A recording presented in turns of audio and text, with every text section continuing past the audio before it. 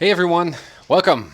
Episode 42. A second attempt at getting to New Kiyama for my CAT-2 rating. So the weather is much better than before. As you can see, we've got clear skies here on Oceano, some clouds in the distance, and the moon there, which is pretty nice. Although I found one thing in the MEDARs that did disturb me. You can see we've got a lot of VMC also around Oceano. But if you look at the current MEDARs, we've got strong winds, 340 at 15 knots, 15 knots. So that's going to be quite interesting in terms of crosswind landings, crosswind taxiing, crosswind takeoffs. Perhaps also at New Kiyama we might have some winds, although it's in a valley, and perhaps we don't suffer that much from winds coming from the ocean or so. But yeah, I guess when we're going to depart Oceano, we're going to have to take wind direction into account, which is something new for flying. Hey Whiskey, welcome on board. But much better than all that marginal VMC stuff that was going on here at Oceano. So guys, I hope you enjoy here at the Uncertified Pilot, trying to nail that CAT-1 rating. Welcome to the Uncertified Pilot. I'm Tim, and this is my flight simulator.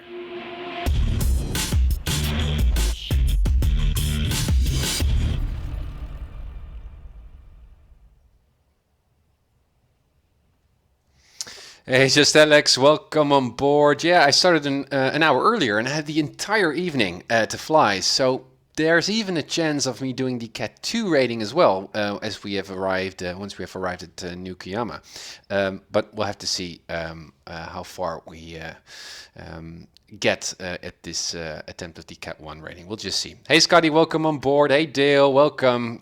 Get comfortable, guys. We're going to fly very soon. First, a very brief or rebriefing of the CAT-0 rating. So once more, Oceano, we need to go all the way to New Kiyama. You can see it here in the valley. We already discussed the briefing in the previous episode, and in that episode, yeah, we encountered some marginal VMC, or actually IMC, during our first leg, and so we needed to return to Oceano, and here we are. But currently the weather is much better.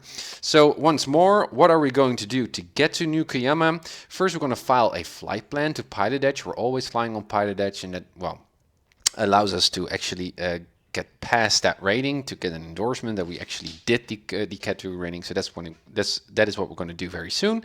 And then we're going to fly to Fellows VOR. You can see it located over here. And I guess about 10 miles before, let me measure the distance. Yeah, around 10 nautical miles before we reach Fellows, we're going to make a right turn, what kind of a heading? 107 degree heading towards New Kiyama. And especially when the weather is as good as it is right now, as today, we might easily spot New Kiyama from far away and fly in between these two mountain ridges here, just through the valley all the way up to New Kiyama. A non-towered airport, so no ATC stuff going on here.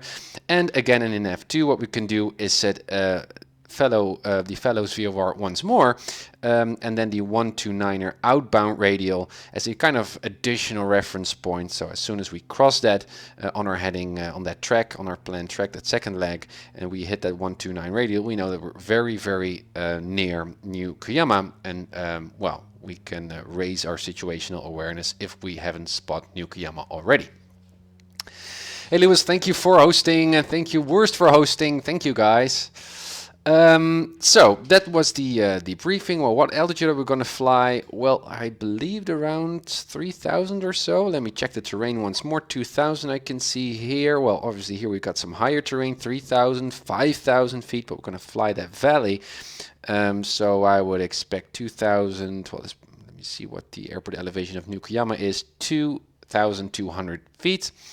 So I guess traffic pattern would be at 3,200 feet, standard 1,000 feet AGL. So I would say about 4,000 feet would be a nice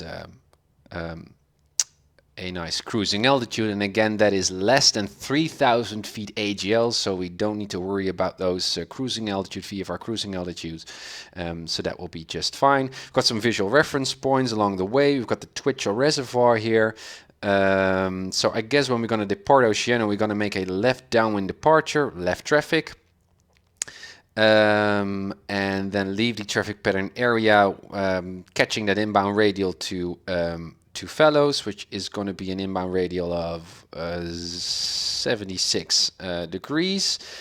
We're going to fly all over until we reach that 10 nautical mile threshold on our DME, and then make that right turn towards Nukuyama. Very basic flight, but again, as you already noticed, also perhaps from the previous episodes, such a simple flight can turn out quite a challenge, especially with weather and other considerations. Yeah, it always surprises me how such simple legs, at least in my experience at this stage of my training, can be quite challenging, but that much more fun.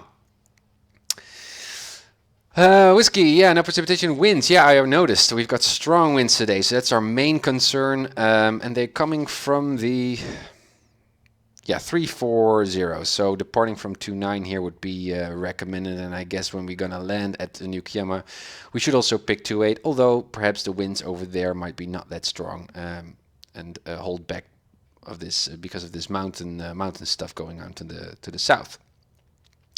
Okay, so that's going to be our departure and entire flight planning. In terms of diversions, we don't have any alternate airports here nearby. So as soon as we are on our way to the east, the only chances of landing is landing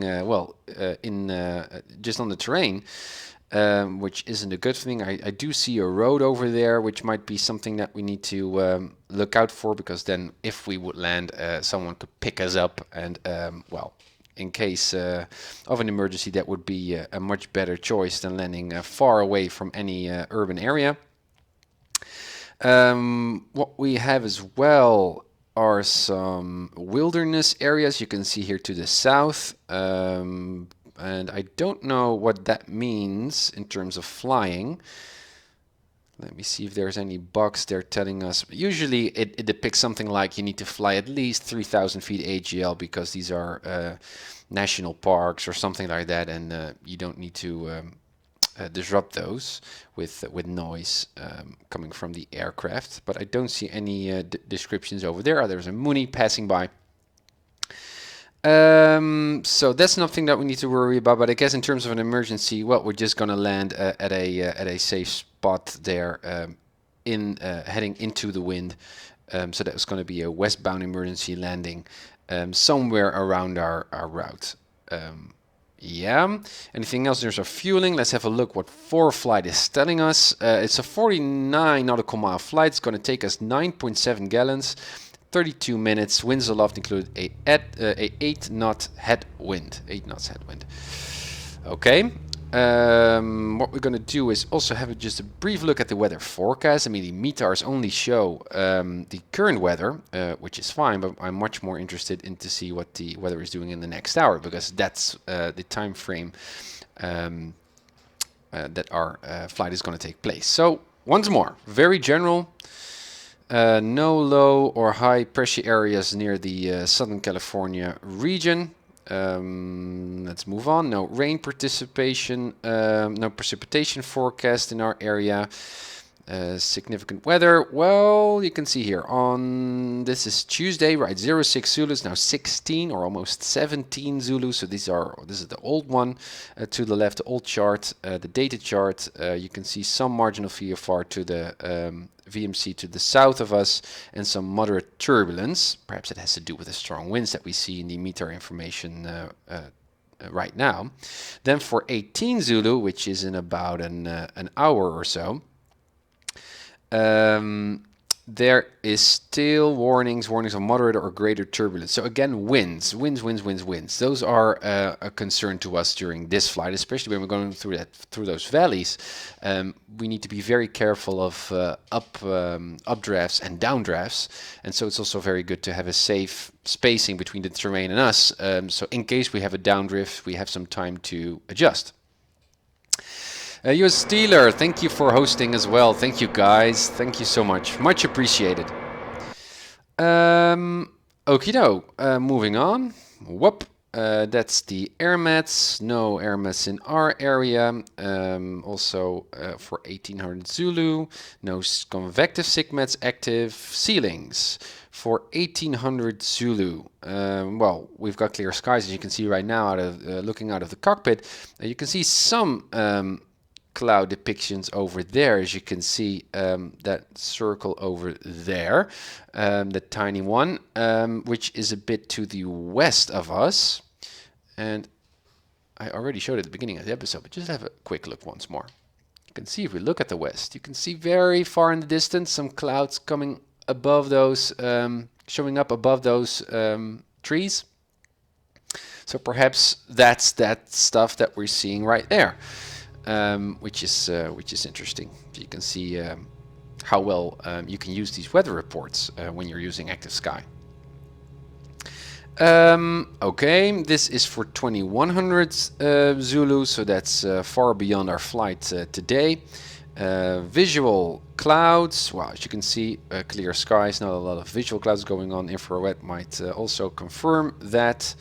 Yeah, you can see some cloud buildups to the west, right? So, but nothing that concerns us, not really thick clouds. Visibility near the coast is a bit more marginal VMC, nothing that concerns us. And for 0900 Zulu, which is the 09. Okay, so this is something that is a very dated chart. That's weird. So this is the 06 Zulu and this is the 09 Zulu. I guess this one needs to be updated once more. Or is this the one of the next day of Wednesday now? I don't guess so. Okay, never mind. Wind speeds, yeah. So at 3000 feet you can see strong winds here. Here at 3000 feet coming from the north, going to the south. So around 10-15 nautical mile strong winds. So yeah, winds. Once more, those are a concern to us. Whiskey, have you watched any of FlightJob's mountain flying videos, Tim? Yeah, I really did. Those are so awesome and so applicable for today's flight. So one of the big learning points there, and once more guys, especially as flight simulator pilots, check out FlightJob's or the YouTube channel FlightJobs. It's a real-world pilot, but he uploads many high-quality videos on his own flight training, including mountain flying with a really specialized CFI, a certified flight instructor, which are very, very educational even for us as flight simulator pilots. And one big learning point that I noted from one of his videos was that wind direction really determines, especially in mountainous areas, where the updrafts and downdrafts are. And so it's very relevant for a flight during those mountainous terrains, as you're on the side of the mountains where the updrafts are, not the downdrafts. Well, that kind of stuff also applies to flight simulation. I find that very, very interesting. So, Whiskey, that's a good recommendation for the rest of the community watching. So, FlightJobs, have a look.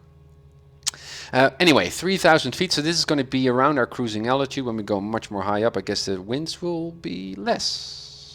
I would say stronger, but they seem to be less. Still coming from the north, but still strong enough that we need to take that into consideration. When we go up to 9,000, they get a bit stronger, and they're coming a little bit more from the west. Okay, no turbulence, SIGMAT's valid. So even though there is some turbulence, there isn't a really significant weather report on that front. We can see some turbulence here, but not that strong. No icing, and icing levels are around 15,000 feet or so. Yeah, so much high up, nothing that concerns us.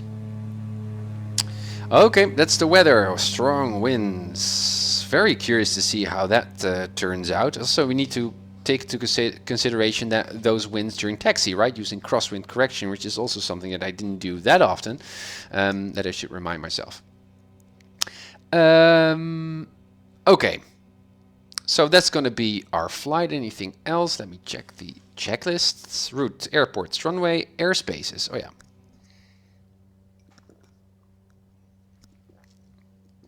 Yeah, so something that I didn't explicitly mention yet, which we did in the previous episodes, is airspace. So for one, we're going to cross several Victor airways. Victor 25 here. Well, doesn't really it's not a big concern, but here on PilotEdge you can expect some AI traffic on those airways. But wait, those airplanes fly all over the place, so we need to have a constant lookout. That magenta fuzzy line stuff is echo airspace, nothing nothing that really concerns us. Mostly has to do with weather minimums, those don't really apply to us. UK Jim, thank you for hosting, man. Thank you so much.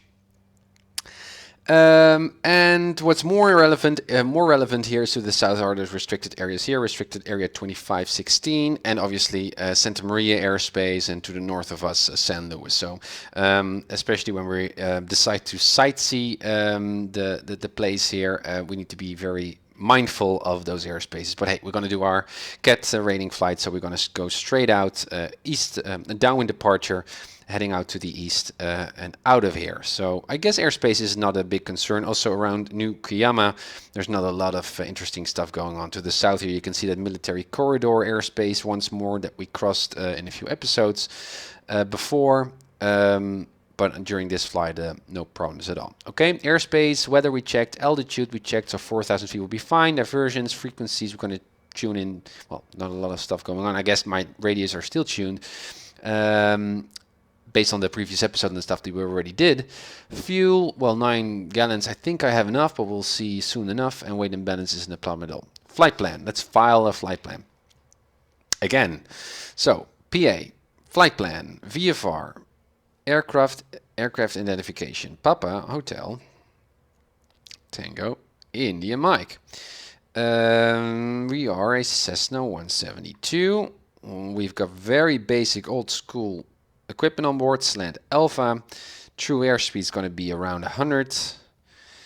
Departure location is going to be Lima 52. That's Oceano, right? Confirms with overlay. Yeah, Lima 52. Arriving is going to be Lima 88. Lima 88. And cruising altitude is going to be somewhere around 4,000. Alternate we don't have. Route of flight is not relevant. Remarks. We're just going to put that in. CAT 01.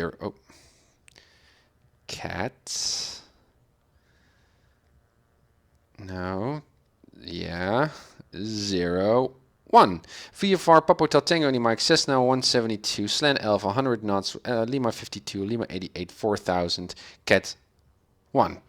File. Flight plan filed successfully. Okay, cool. So let's get to fly-in.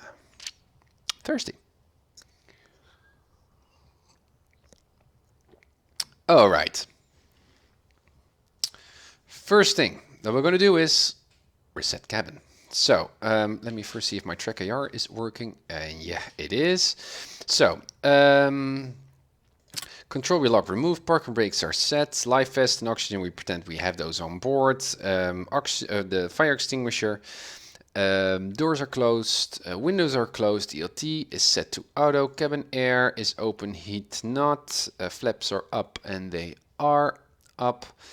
The levers seem to work fine with my Saitek panel. Alternate static air is pushed in. Trim, is that working? It is working. Fuel tank set to both.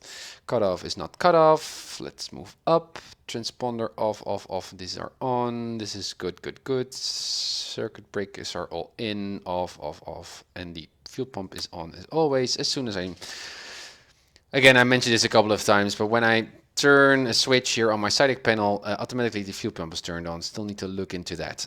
But let me just very quickly. Yeah, it's already it's already set.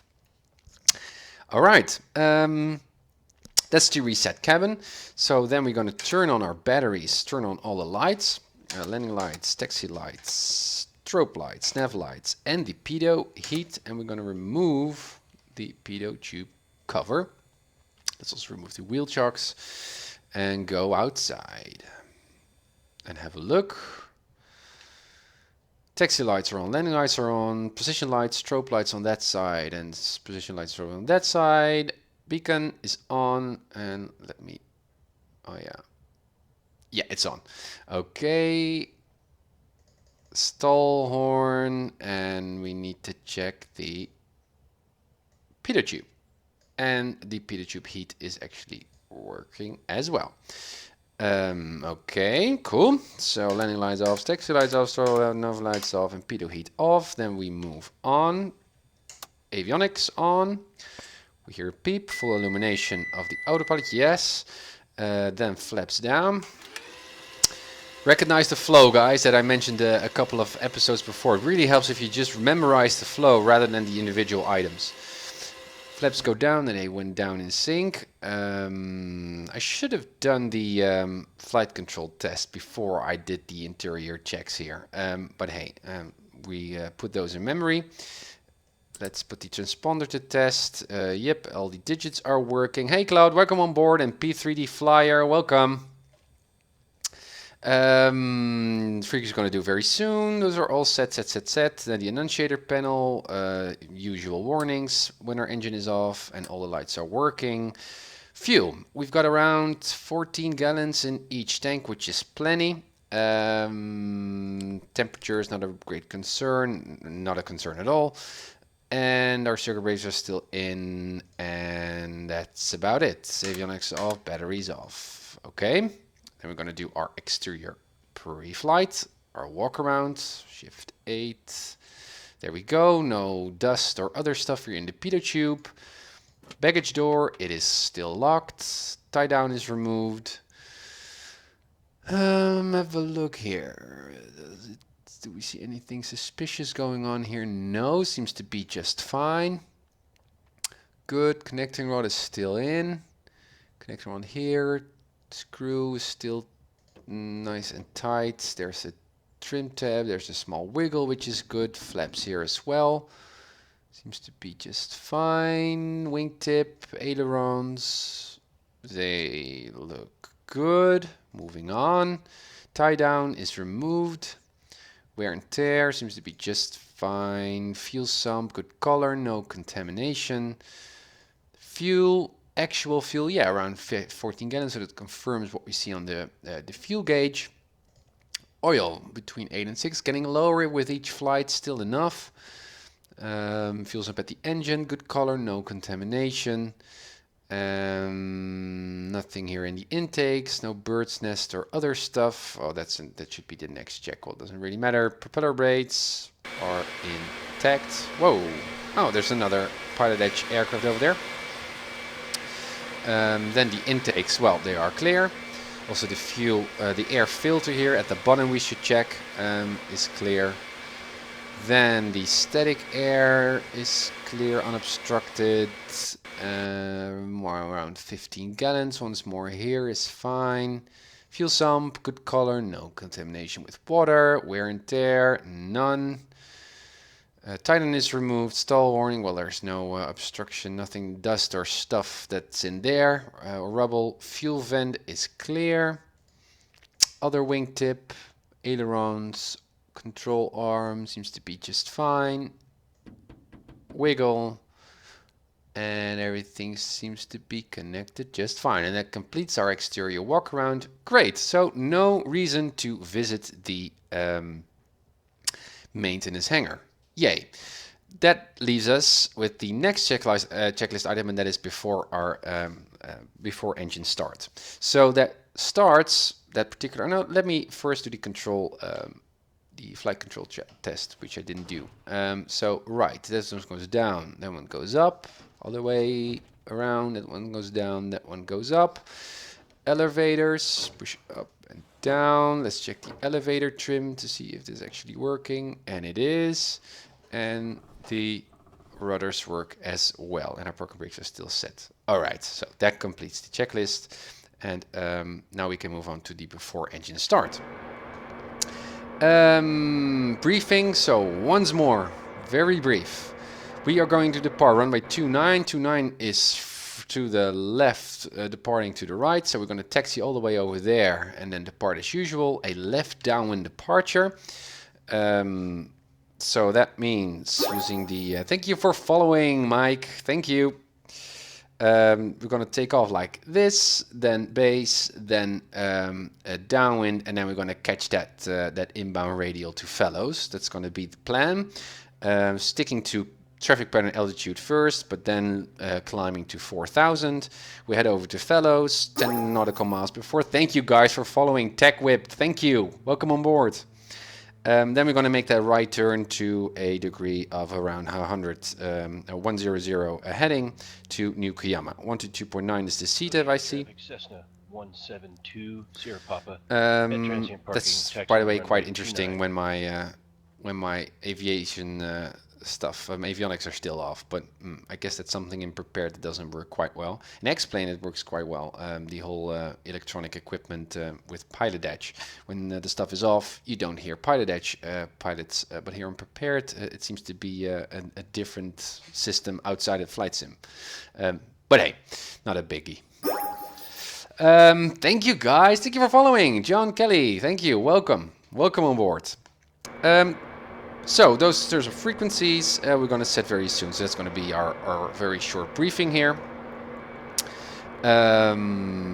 Anything else? We need to check then the... I don't have a real good flow of this particular checklist. So I'm noticing with this checklist, also with the previous episodes, that I'm just trying to remember the items rather than just going with a flow.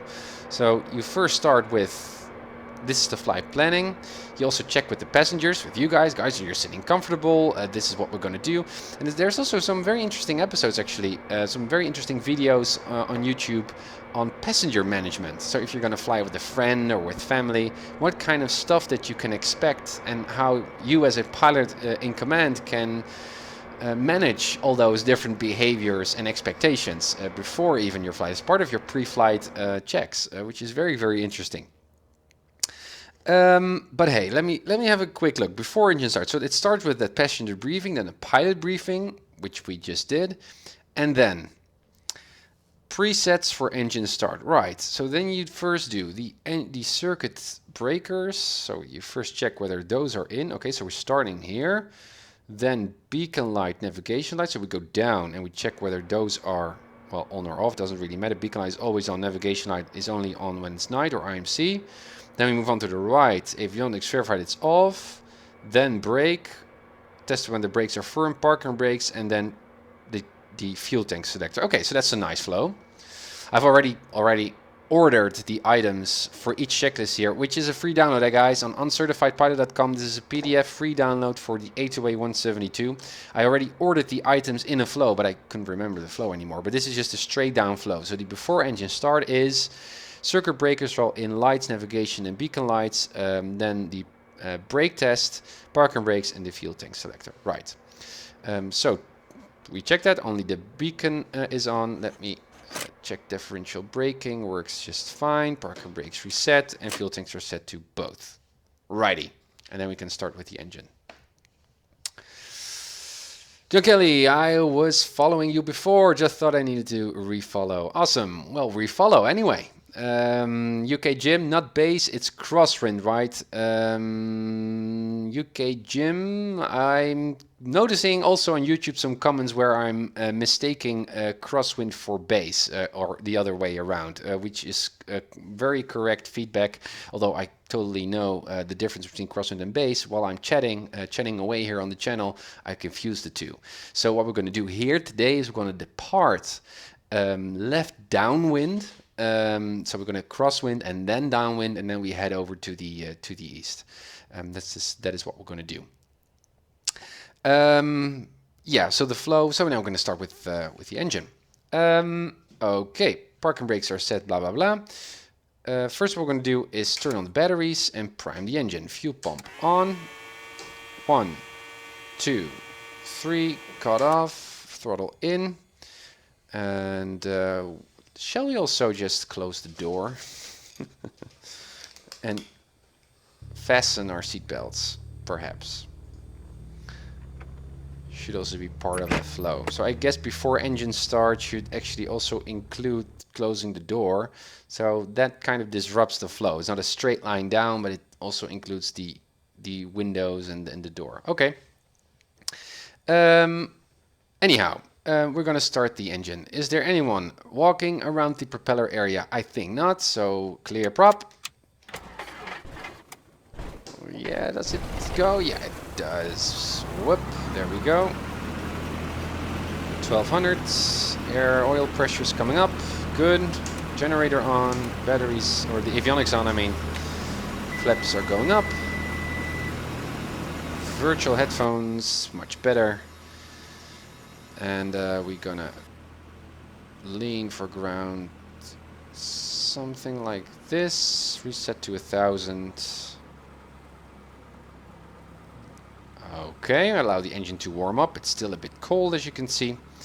Transponder set to altitude, mode C 1200, and we can set the frequencies. First off is 1 to 2.70, that's COM1, and that's true, right? 1 to 2.7, that's Oceano, yeah. And Nukiyama is also 0.7?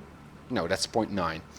Okay, so let's set it in the COM1 inactive frequency, 1 to 2.9. Yeah, right. And then we've got the Fellows VFR 117.5 is already set. And we've got that inbound radial that we're going to catch after departure, which was around 76. It's already set at the OBS, as you can see here. 76, so that's good. Then we're going to make that right turn, 106, and then we have the NEF2. NEF2 we already set on once. Yeah, it's still set to 117.5, and that's going to be the outbound 129er, and that's also still set. Yeah, and that's going to be our verifying reference point. Good. Nothing that we need to do there, except for checking ADAS. And what we're going to do for ADAS is, let me check St. Louis here. 124.0, COM2, 124.0. Let's have a listen. Oceana traffic, Cessna 1720 Papa, departing runway 29, departing the pattern to the east, climbing 7500, Oceana. 124.0, right? Yeah. Oh no, it's tower. 120.6. Wakey wakey Tim, 120.6. San Luis Airport information, Sierra 1715 Zulu, wind 326 at 11, visibility greater than 20 miles, sky conditions clear, temperature 19er, 2.9er, altimeter 3009er, visual, runway 29er, and use, landing and departing, runway 29er. Okay.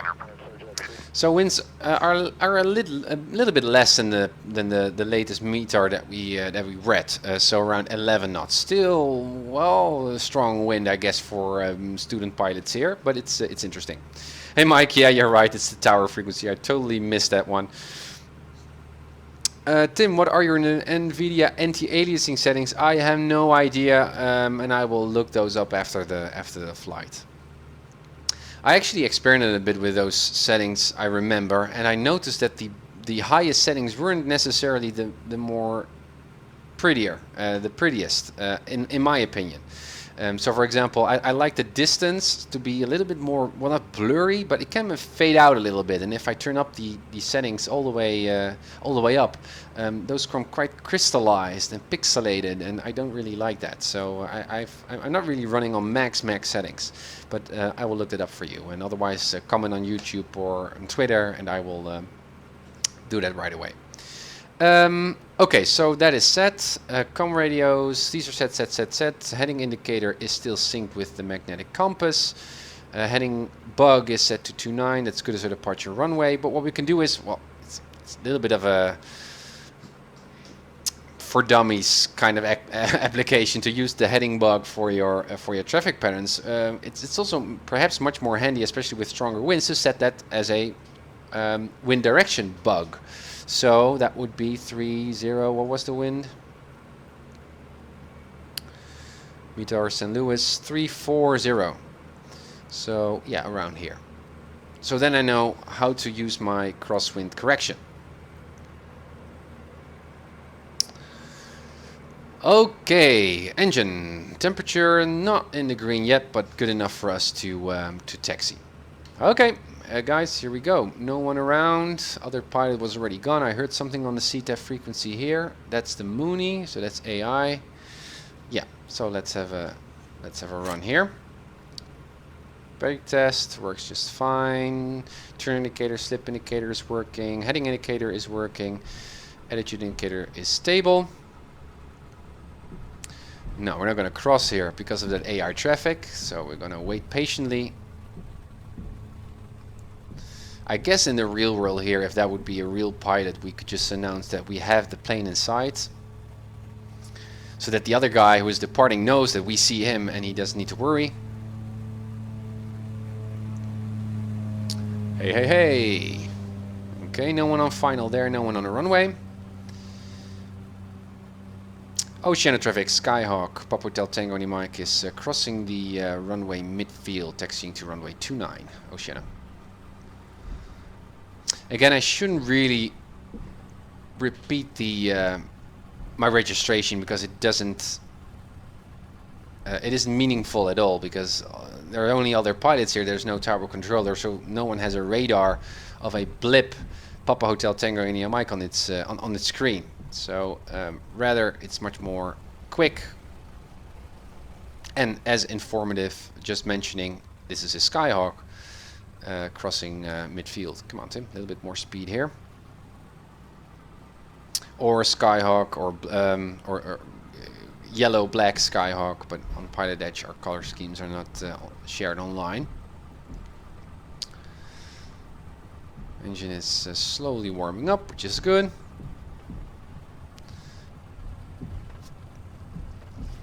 Hey Lewis, welcome on board.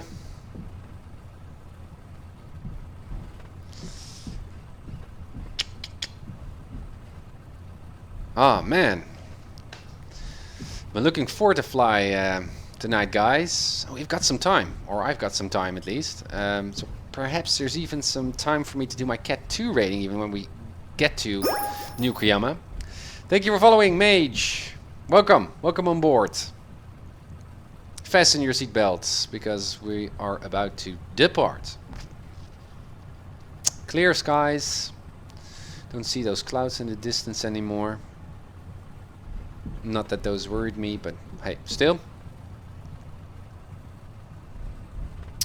Oh yeah, I'm forgetting to do my crosswind corrections, guys. So winds are coming from the back and from the left, so I should just turn to the left here with my yoke, preventing the wing here to, or I should say flipped here, mirrored for the webcam, the other way around. Yeah, forgot about those. Okay. Differential braking here, a little bit more power to make the turn. Come on. Come on. Yeah, like so. Manual braking. Engine is in the green. Or the oil is in the green, I should say. Just use manual braking. Here we go. Close the window, but that's fine. No, not 1700, but 1800. It's over there. No annunciator messages. Oil pressure is still there. Everything seems to be stable. Left mag. Aye. As you can see, foul plug on the left mags. Back to both. And then the right one. Also quite bad. Okay, we've got some foul plugs on our hands. So, full power. 2000 here. Around full throttle. We're going to lean until the engine gets just about rough. A little bit more. There it goes. Oh, a little bit more. A little bit more still. A little bit more rich around there. And leave it there for about 20 seconds. Still, we're very, very slowly moving. But yeah, 20 seconds. The Ryan, I'd still use the call sign. What if another 172 was in the pattern and you both are just saying Skyhawk? A third aircraft could easily get the calls confused. Yeah, that's true, but still I would complement my announcement with where I am, with a position report. I mean, there are really strict rules on how to do your announcements, but I guess it's just common sense. Okay, 20 seconds. Full mixture, back to 1800. And let's do our Mac test again. Left. No, left. And the left mags are okay, they're clean. Back to both, and right, also clean. We fixed the problem. Idle. Still oil pressure remains, no unshaded messages. Engine doesn't quit on us, very good. Back to 1000, check the landing lights to see if we've got a charge on the battery, which there is, which is good. Strobe lights on, and no flaps. Trim is set. Let's close the window for departure. Heading block is set. We've got a wind coming from the right, so yeah. Traffic, Cessna 1720 Papa at transient parking, taxiing to runway 29. Ah, right, we've got a departing aircraft. So let's announce our departure right away to prevent him crossing the runway when we take off. So yeah, departure, left downwind departure to the east, yeah, inbound on that radio. Okay. Oceania traffic, Sky Hotel Tango Mike is departing runway 29 for a left downwind departure to the east. Oceania. Again, checking whether no one is on final. You are allowed to not use the radio here. Overshot the center line a bit. Mixture full in, landing lights are on. Engine is warm, let's go. Full power, right rudder. Airspeed's alive, everything is in the green. 50, 60, and whoop, there we go. Should have used a little bit more crosswind correction there. I only remembered to do that while I was rolling out, but there's some traffic above us. Should have put in a little bit of right aileron, so into the wind, but left rudder. I will explain it in just a sec. Nice beach here.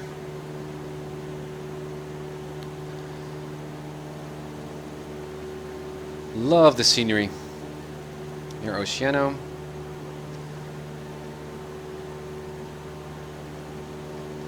Oceano traffic, Sky Hotel Tango Mike turning left crosswind 29. Oceano.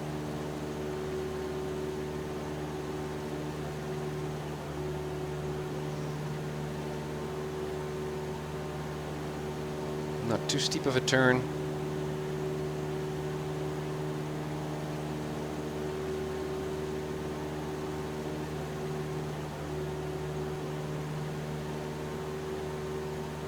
A little bit more, nice. Come on. Turn all the way down to downwind. Ocean traffic, Sky Hotel Tango Mike on the left downwind runway 29. Eastbound departure. Ocean. Something around over there. Keep on altitude here. Speed is fine. Pulling back a little bit on the throttle.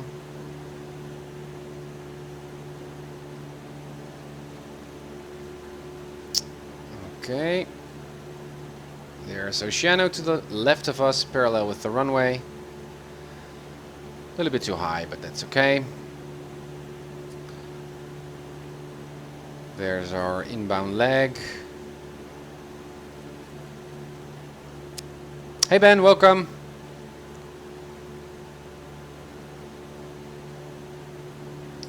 Again, some scenery loading in the background. Traffic, Cessna 1720 Papa, departing runway 29, departing the pattern to the east, climbing to 7500 Oceano. All right. Now he said departing to the east, which is not that informative. Is he making a left turn, left downwind departure to the east, or a right downwind departure to the east? Okay, so we're gonna leave the traffic pattern right now, and first I'm gonna go up, climb above the traffic pattern altitude. A little bit more power here. Keeping my landing lights on for any other aircraft that coming in on final Oceano. Keeping my fuel flow in the green. Nice scenery, guys. Not too much turbulence just yet.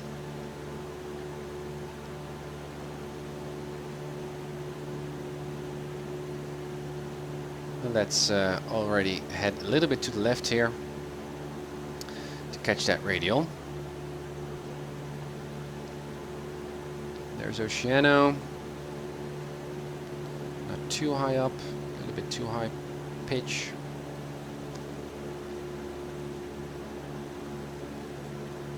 Nose down a bit, Tim. Should stay above 80 knots or so. And a 500 feet per minute climb is just enough. A little bit more to the left to fly inbound on that radial. We're high enough to cross the final leg here of 29. We don't see any other traffic. How cool! I love flight simulation. Never gets boring. Okay, so now we're flying about, we're flying a bit inbound to that radial, which is good. Still keep that climb going. Fuel flow is in the green. Still the engine is in the green. We can turn off our landing lights. Don't see that departing traffic blipping in the distance. But it's also going to the east. That's 7,500 as I remembered. So, also I didn't remember the kind of airplane that he's flying. Also makes a difference in speed and climb rate. So I have no idea whether he's a Piper Cub or a Beechcraft or a jet even. Still pushing on that yoke, so trimming a bit.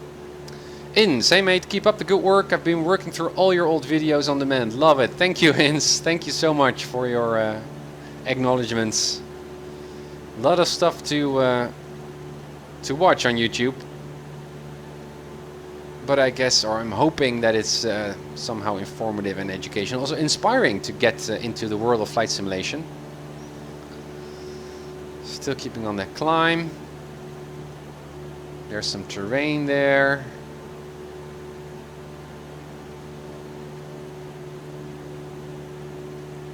No other traffic still. Reset my viewpoint.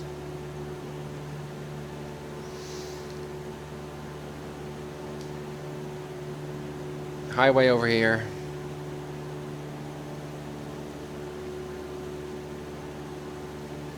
"31 nautical miles until Fellows." Remember to turn to the right when we reach that 10 nautical mile threshold.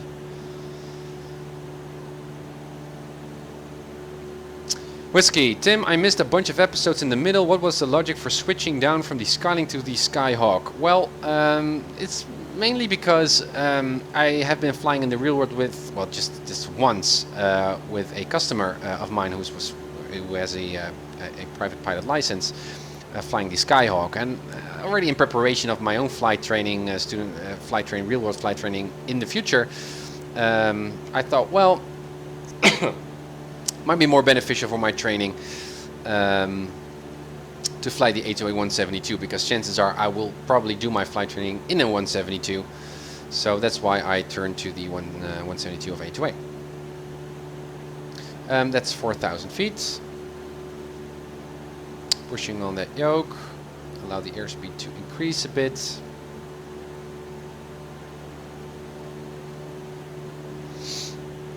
Getting to around 100 knots, I mean, sorry. There we are, returning a bit. Increasing our throttle to 2100. Leaning, get that EGT nicely high up.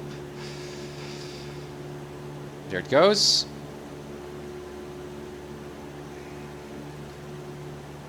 Again, I don't see that departing traffic to the left of us, and I guess it's already climbed up a bit.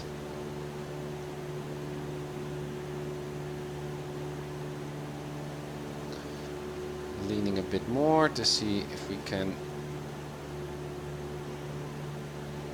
get as lean as possible, and then put in, enrichen the mixture a bit to get to our best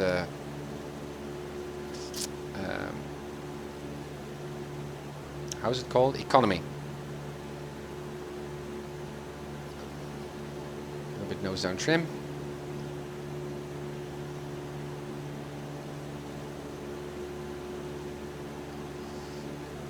I can see, looking at the ground, that we're getting pushed to the right.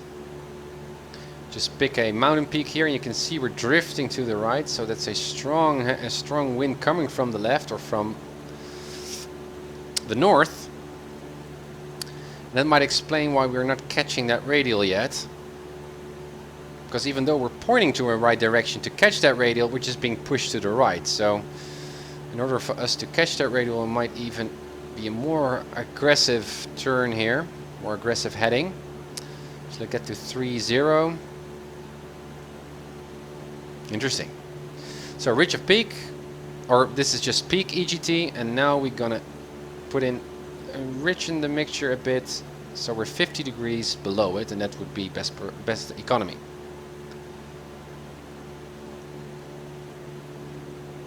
Three zero.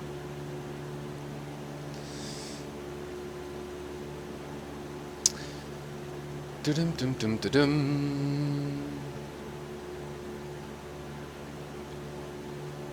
Good ins that you're going back to the 172. Yeah, I think that flying in a small GA aircraft is much more challenging and fun and hands-on than flying one of the bigger airplanes where you're just programming your flight director and hitting the autopilot button, so to speak.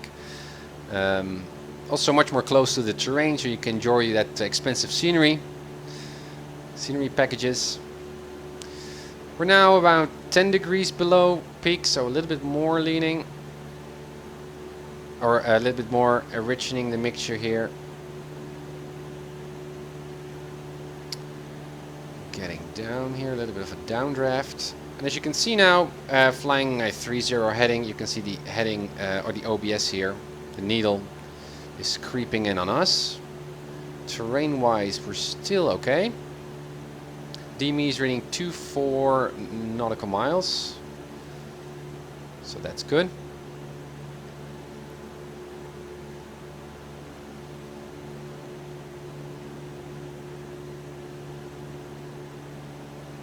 Hey Keith, welcome on board.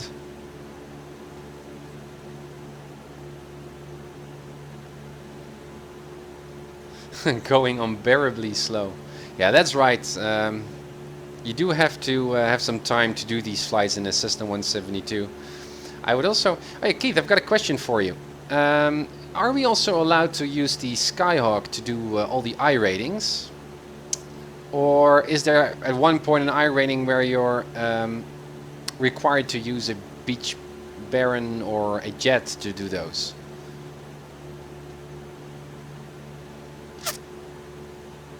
There's the needle, almost centered. So let's make that turn towards Fellows, but remember that we've got that heading, or that wind coming, that pushes us away. You can use anything you want for the ratings except for the I-9, which requires a jet, which is an optional rating. Alright, Keith, thanks. Okay.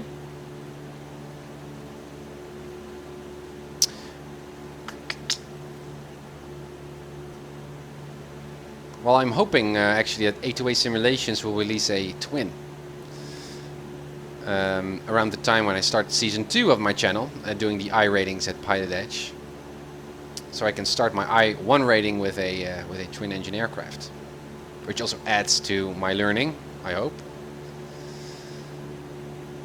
So let's stick to around 0.6. I mean, look how much we're being pushed to the right here.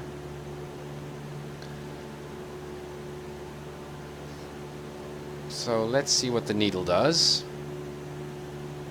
We're now 25 degrees below peak, which is still not best economy, but okay.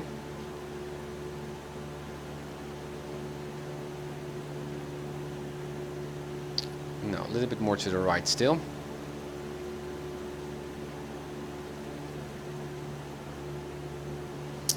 Keith, good to see A2A promoting your stream, Tim. Great stuff. Yeah, thanks. I'm so much enjoying this. I mean, primarily I'm streaming because of you guys to get as many experienced pilots here on the stream that can suggest me how to improve my flying, rather than me just being an expert or pretending to be an expert. I mean, there's so much flying wisdom and knowledge here in our community, which is just absolutely amazing. So awesome. So. Okay, still we are moving away from that needle, so a little bit more to the right. As you can see, looking at the terrain here, this might be that valley that we're going to fly into. So let's have a very quick look at our ForeFlight. Let me center my TrackIR here. So this is our leg. Yeah, so here you can see that that valley right over here. And that might be just in front of us. So watching that DME, 19, still 10 to go. Tim, did you have a sense of how much time it should take after leaving Oceania to reach the dogleg? No, and that's a good question. But I can cheat. 100 knots, that would be around 17 minutes. But it reminds me, and that's a good point again, Keith, and I've been getting that feedback by a lot of you guys. I should incorporate time, elapsed time, as next to visual reference points and radio navigation. So I'm just flying the needle. That's what I'm doing right now. But I should rather have used time as well. Yeah, exactly, Keith. So yeah, that's what the clock is for. So what I should have done after departure, selected the elapsed time thingy here. If my SDOK isn't, I should have used should enable a view where that bumping head shake stuff is gone, so I can press buttons. Elapsed time, and then once I left the downwind leg, I should just hit this button here, boom, and then we could time the leg. That's what the clock is for. If the leg is 25 nautical miles, 70 minutes sounds right. Yeah, you can just calculate by yourself as well. Yeah, obviously. Thanks for mentioning. Anyhow, we're not on that leg yet. Still, we've got confirmation of that valley, but the winds aren't that strong. Okay, something like this. Again, not much traffic. And also, as we are nearing New Kiama, there is no ATIS that we need to listen to before we enter New Kiama, because it's a non-towered airport. Although it's never a bad idea to check into ATIS on surrounding airports, surrounding that destination airport. But in our case, we don't have any. Although it would be very cool if PilotEdge also, but we don't have the manpower, obviously, to offer a flight watch service or something like that. You can check in and say, hey, what's the weather at that airport? Keith, is that also something that we can ask the controllers during flight following, to ask for weather briefings at our destination airport? Well, given that we're flying real world weather.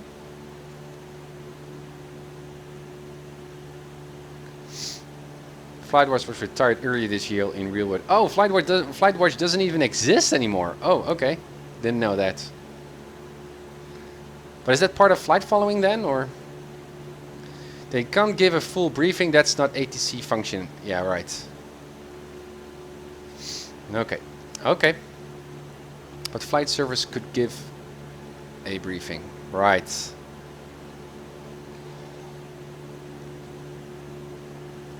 "12 nautical miles from Fellows." We're still too much to the left of that leg. And here's the valley, obviously. So our destination airport Nukuyama is at 2200. So I guess the traffic pattern altitude would be at 3200.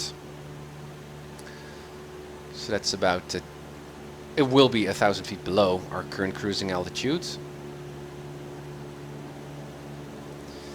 I feel some turbulence here.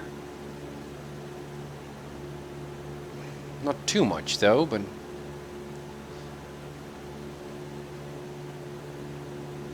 and to reiterate on that Flight Jobs video stuff that we're talking about concerning winds in mountainous areas. The wind now is coming from this heading bug, right, that we said, looking from the METAR of St. Louis. The wind will be coming from the left here. And so when we would be flying, well, I guess in this case as well, the winds would have an updraft dynamic at the other side, here of the mountain, of these mountain ridges, and a more downdraft-like dynamic on our side. So it's actually quite dangerous here to stick to the left side. Although I guess looking at this heading, the winds might just flow right into this valley rather than coming really from that side. But this is interesting stuff, I think. So already on the needle, we already passed the 10 nautical mile reference point.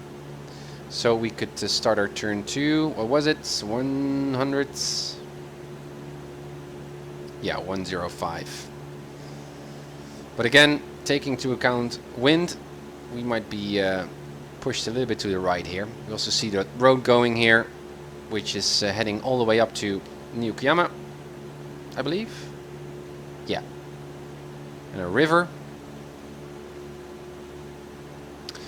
So what we could do, how far away are we? 22 nautical miles. No, that's a little bit too far. I was considering already tuning into the CTAF of, which we could already do, by the way, 1 to 2.9, but not already doing announcements. It's too far away. Around 10 nautical miles, 15 nautical miles, we could announce that we are inbound.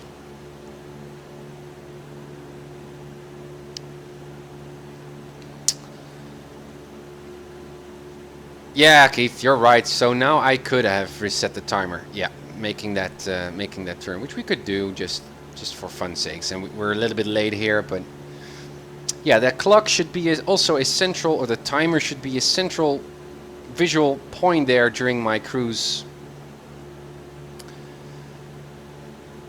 Also climbing a bit, but I can see the terrain also going up. So I think that's fine.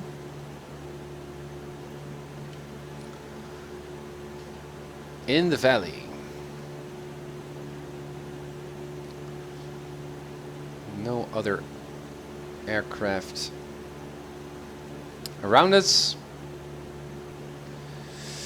P3D Flyer Team, have you got your frame rates locked at 30, or is it set to unlimited? It's set to unlimited.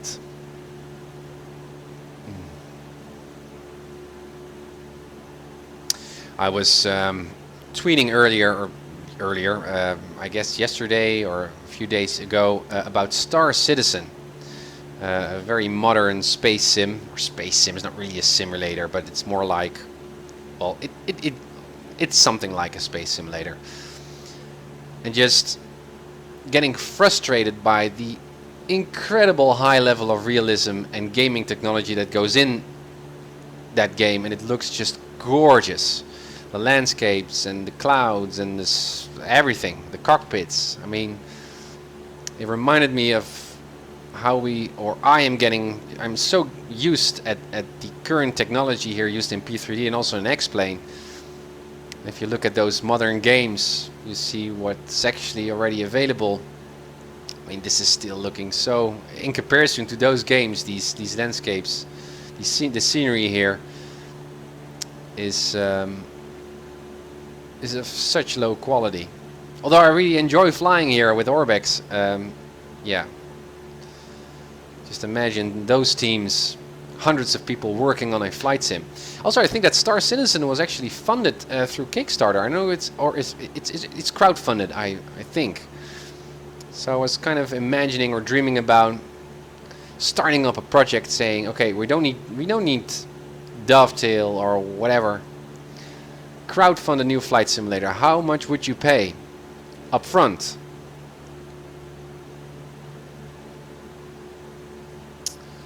Yeah, Keith. Yeah, I thought about that too. Suggesting dialing on the 129er radio. I set it on the nav2 already as a check point there. So when the nav2 here hits the center point, I know that I'm very close to Nukuyama.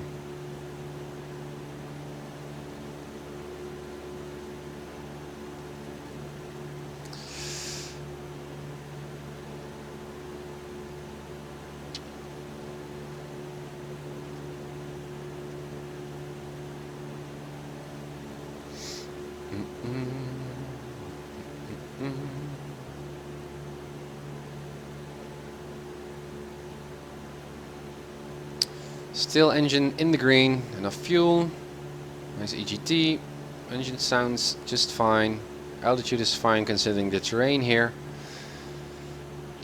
Got that needle set, and we've got a timer running which is not really set properly at our turning point.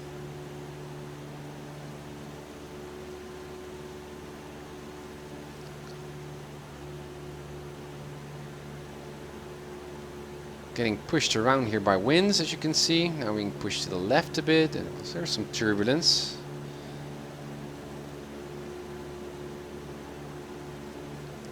Just Alex, are you streaming until 21:30 today? Yeah, I guess so. I've got all the time really, so I'm actually considering, guys. I mean, I have enough time to do the CAT-2 rating as well. Heading back to St. Louis.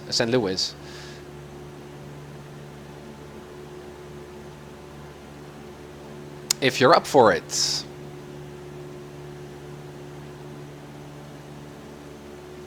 No signs of an airport just yet. And I guess we still need some way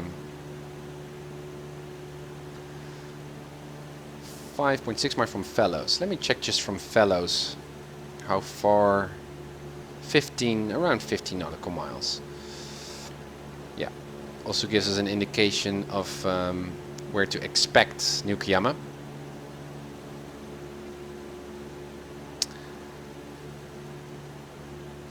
Four 4,700. That famous VFR cruising altitude. But Keith, you're wrong. You're bullying me for something that I shouldn't care about. At least that's what I thought I learned from your workshops. That rule only applies when you're flying 3,000 feet plus 3,000 feet AGL, right? Which I guess I'm not that high. 4,700. That famous VFR cruising altitude.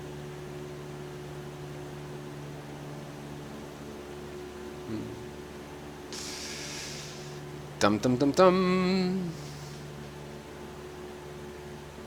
No airport in the distance yet.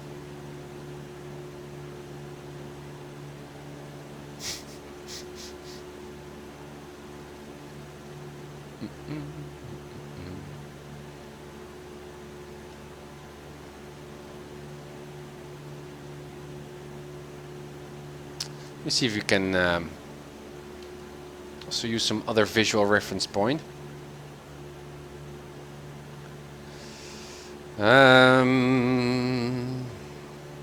Rivers. Well, the road. Well, just the road. Following the road will bring us right along Nukuyama. Also, I can see the needle of the nav2 running in.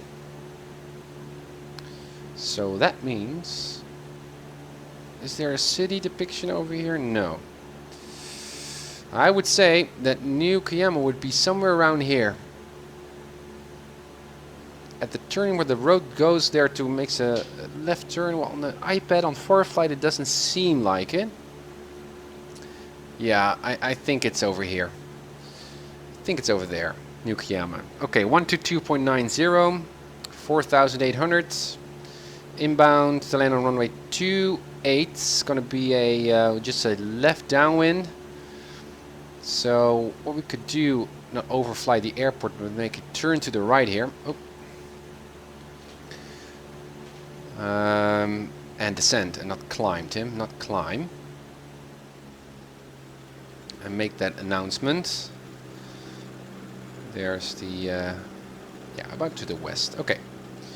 Nukiyama traffic, Sky Popatel Tango India Mike is 3 miles west of the airport at 4,800, descending inbound for the left downwind runway 28, full stop, Nukiyama. Okay. No other traffic so far. Yeah, I can see the runway. Small ramp there, small platform.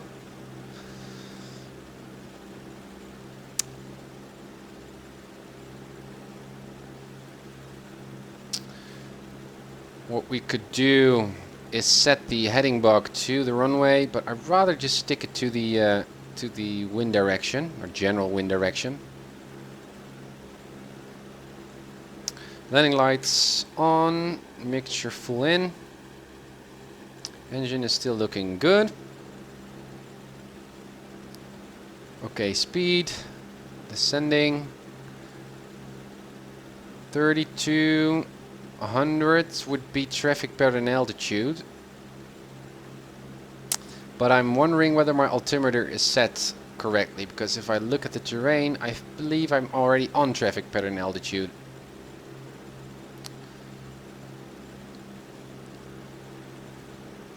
So let's make that left turn right now, 40-degree entry. And we should enter the traffic pattern around 90 knots with already 1 notch of flap set. Nukiyama traffic, Sky Popatel Tango, and Mike is on the 40-degree left downwind for runway 28, full stop, Nukiyama. What I'm also looking forward to practice at one point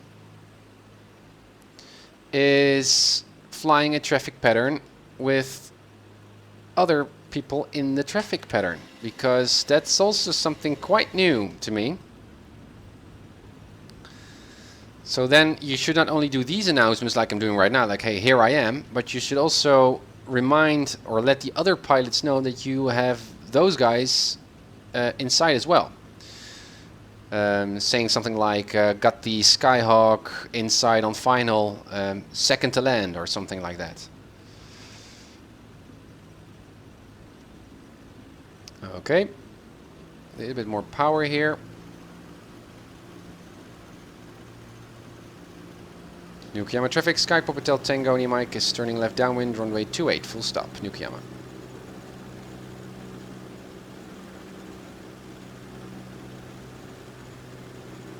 .28 at the bottom.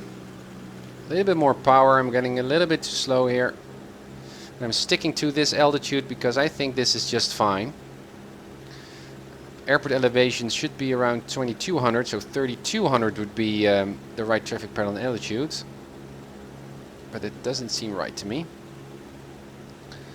Trimming once more, a little bit more speed. Nice and tight. No other traffic still, no one on the CTAF, some clouds in the distance. As we have briefed with the weather before we took off at Oceano. Nice textures, I love these green Bakerfield kind of textures. Somehow, I don't know why, but... Thank you, Keith, great looking pattern, thanks. But it's all about that landing, because I'm constantly ballooning before I touch down, so my speed management is not spot on yet.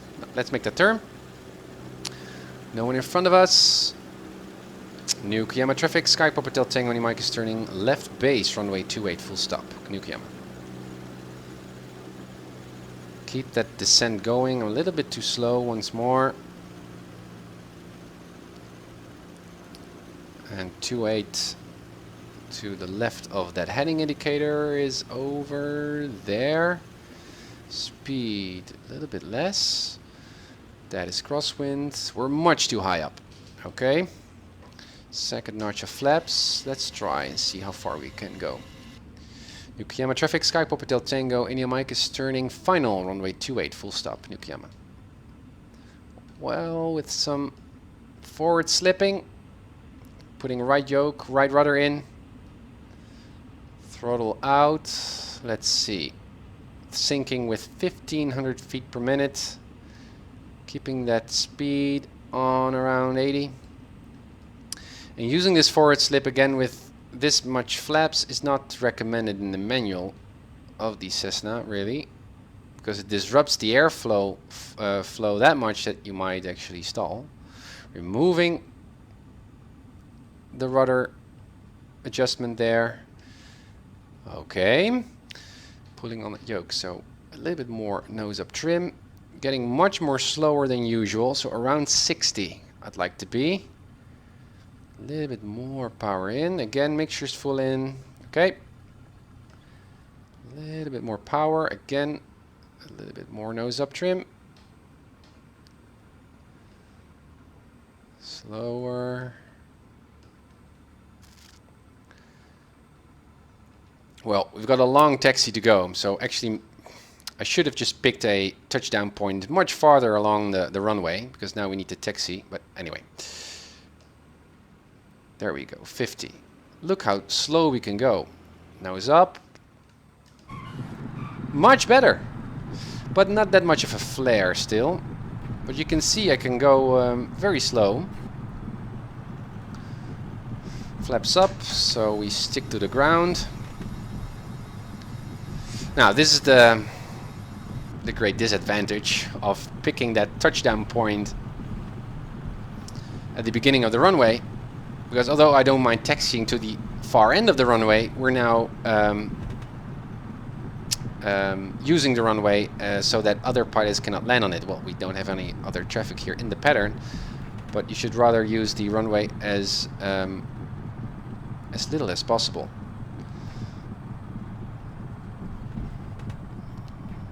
Okay.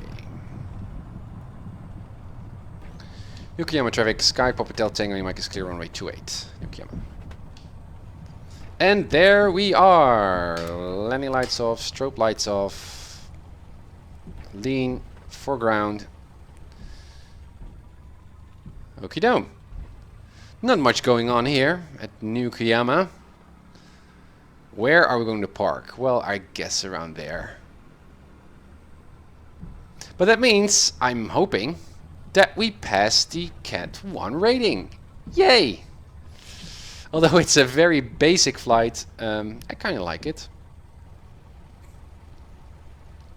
These non-towered to non-towered flights. A little bit more power here. Come on. Making a left sharp turn here, 180-degree turn. Oh, not too much. Our tail right. A little bit more power, power. So, something like this. Okay, transponder. Off. Cut off. Waiting until the prop stops. Blub, blub, blub, blub, blub. There it is. Magnetos off. Alternator off, batteries off. Thank you, Falcon. Thank you for following. Parker brakes set. Fuel tanks, well, let's set them to the right this time. Control wheel lock. Virtual headphones removed. Door opened. And there we are. Finally, Yokoyama. We arrived. Keith, just connected about 200 feet southeast of you. Oh, how cool. Awesome. Well, we're going to see Keith on the stream very, very soon. Yeah, so it's now 8 o'clock here in the Netherlands. And that means I've got around 2 hours left to do another flight, which is plenty, I believe, to do our CAT-2 rating. So what I'm going to do just stream-wise and video-wise is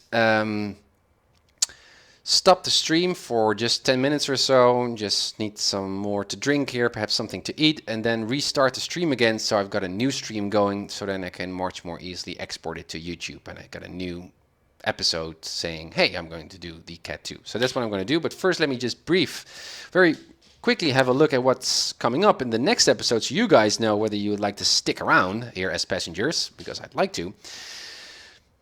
Keith, up to you if you'd like to do pattern work or just move straight to pattern. Oh, Keith, awesome. Oh, that would be awesome. Yeah, sure. What we could do is, before I do my CAT-2 departure, do a traffic pattern together. Hey, Fuzzy Knight, thank you for following. Welcome on board. Doing a traffic pattern with Keith, that would be awesome. Hey, Dad, welcome. Welcome on board. Sorry, move straight to CAT-2. My mistake. Okay, no, that doesn't really matter. I'm here just to learn. So whatever chance and opportunity I have to learn, that would be just awesome. And the CAT-2 is certainly an awesome flight to make. So let me first bring up ForeFlight here. So then the CAT-2 would be, if I remember correctly, but I'll have a look in the break very fast. Thank you guys for following. Mr. Chow, welcome guys. If you're not following me right now, hit that purple follow button beneath the video container here and you get an instant notification as soon as I'm flying. You can jump on board and help me to improve my flying. I'm just a student pilot here. I'm a beginner using A2A simulations, Cessna 172, highly realistic airplane. I'm flying on PilotEdge, real live ADC here in flight simulation. So it's quite challenging really, trying to get as close to an instrument rating in Flight Simulator as I possibly can. So that's what the Uncertified Pilot channel is all about. Check out uncertifiedpilot.com. Lots of information about the project and free downloads and stuff. Stick around, much appreciated. Yeah, so that flight, Nukuyama, boom, boom, and we're going back to San Luis. So that's going to be a arrival at a Delta airport, which is going to be fine. We're going to chat with ADC, which is very interesting. I see someone flying over there or hovering over there. Perhaps X-Plane and Prepared are not really in sync with where Nukuyama is located in the scenery. I guess that's the or it's AI. I don't know what it is, but I think that's the case, unfortunately. I don't know why X-Plane and Prepared sync those scenery, terrain, elevation stuff. I mean, that would really benefit, or PilotEdge, the PilotEdge experience would really benefit from that syncing, but yeah. Mr. Chow, hi Tim, I really admire what you're doing. I wish I could match your desktop setup. Yeah, I know. Well, it took some money out of my wallet to get this computer, and I'm loving it to bits. I mean, it's so awesome to get these frame rates with these max settings. And I mean, there's really a difference between 25 frames per second and 80 or even 100, especially now when VR is coming into the arena here. I'm really looking forward to using the Oculus to get a 3D immersed feeling of what it is to fly here on flight sims. So, but that will be all for in the future. Inns, can you show your setup? Well, below here on the channel you can see in the description what my setup is. You can also go to uncertifiedpilot.com where I describe my full setup. Anyhow, the flight to San Luis. So this is going to be a flight back to San Luis, but this time we're not going to land on Oceano, but on San Luis. Chatting with ADC, and then the CAT-3 rating would be doing some traffic patterns over there. And, well, I think we have enough time here to make this trip back to San Luis. But first I'm going to take a break, getting myself something to drink and something to eat. And then I will reconnect on the stream, hoping that many of you guys are still here to make the trip with me back to St. Louis. Guys, thank you for watching. Hoping to see you just in a few minutes. Bye. Welcome to the Uncertified Pilot. I'm Tim, and this is my flight simulator.